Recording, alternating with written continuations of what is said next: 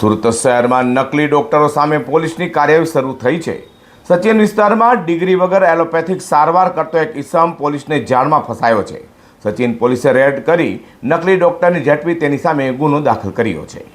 Surat police commissioner Anupamsinh ગેહલોતના આદેશ મુજબ શહેરમાં ડિગ્રી વગર મેડિકલ પ્રેક્ટિસ કરનારા ઇસમો સામે કાર્યવાહી હાથ ધરવા આપેલા આદેશને લઈને સંયુક્ત police commissioner sector 2 Mahendra Bagdiya, DCP zone 6 Rajesh Parmar, ACP I division NP ગોયલની સૂચના લઈને સચિન પીઆઈ પીએન વાઘેલાની ટીમ પીએસઆઈ એનડી ડામોર સાથે પેટ્રોલિંગમાં હતી।